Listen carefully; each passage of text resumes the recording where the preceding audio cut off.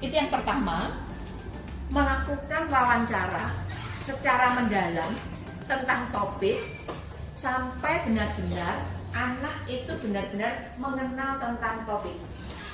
Makanya ada kemungkinan, ada baiknya itu wawancaranya dilakukan dengan berbagai lapisan yang ada di masyarakat. Baik itu masyarakat secara umum, kemudian pengusaha kecil menengah dan sebagainya yang sekiranya ada di daerah Kolaka ini. Itu merupakan tahap empathize. Yang berikutnya, setelah tahap empathize itu sudah dilakukan,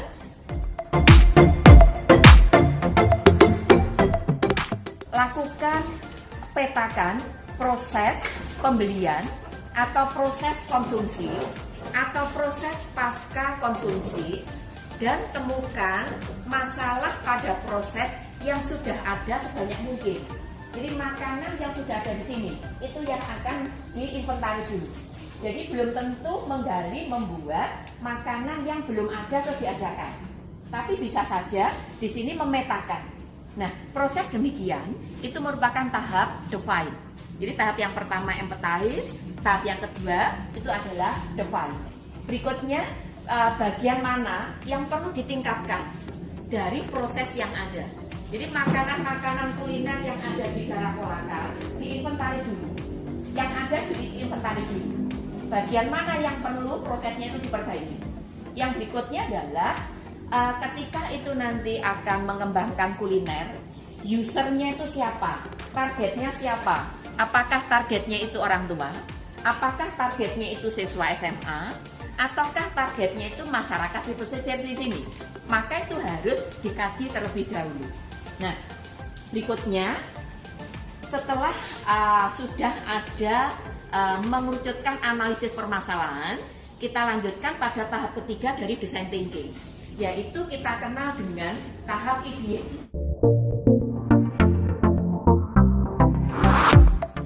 Tahap ide itu pada prinsipnya mengembangkan ide-ide. Idenya ini misalnya saja dikembangkan ada 8 ide selama 8 menit. Kenapa ini dikembangkan? Intinya adalah melatih kemampuan anak untuk berpikir kritis.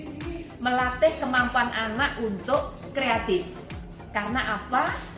Upaya mengajarkan seperti ini, pembelajaran kewirausahaan itu sebenarnya tidak hanya jual beli, tetapi bagaimana berpikir higher order thinking skill.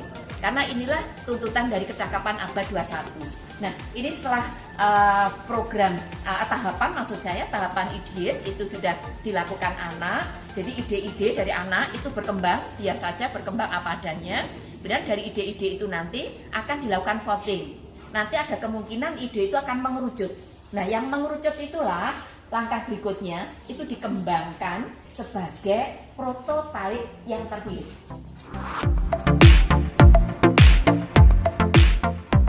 Misalnya di daerah sini ada 20 ide misalnya. Dari 20 ide itu dilakukan evaluasi plus minusnya seperti apa, dilakukan voting misalnya, ketemulah satu ide. Idenya misalnya makanan yang khas di sini yang terbuat dari sagu, sanonggi, chip misalnya. Gitu ya. Itu misalnya bisa dipakai sebagai prototipe. Maka sekolah nanti akan mengembangkan prototipe terkait dengan sanonggi chips, gitu ya.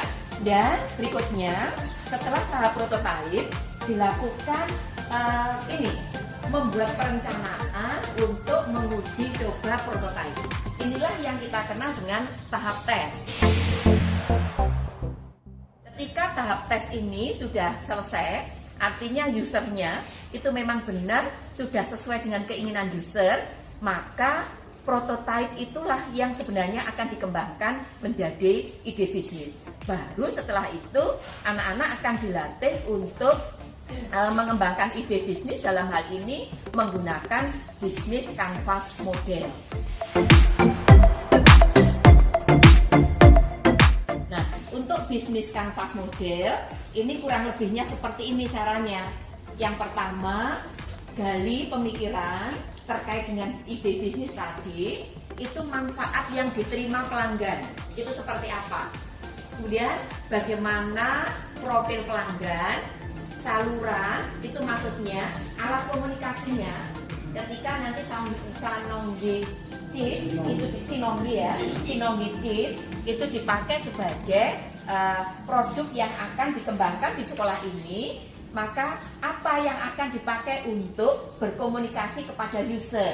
Maka di sini perlu ada saluran, cara menghantarkan produk, pemasarannya itu seperti apa. Kemudian bagaimana cara berinteraksi dengan pelanggan sehingga menentukan aktivitas dari Sanonggi Chips-nya tadi. Dan berikutnya sumber daya, berkaitan dengan bagaimana sumber daya manusianya, kemudian bahan bakunya, sistem informasinya, dan mitra kuncinya. Mitra dari produk itu nanti siapa? Berikutnya yang terakhir, sebutkan sumber pendapatan dan jenis-jenis yang harus dikeluarkan ketika itu menjadi ide bisnis.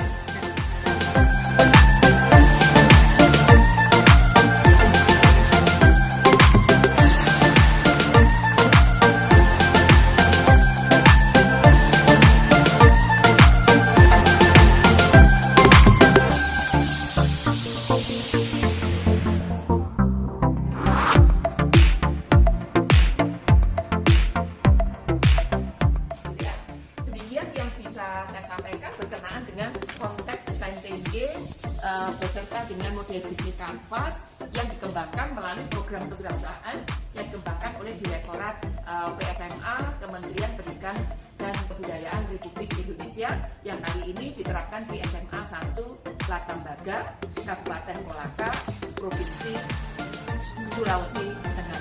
Sekian, terima kasih.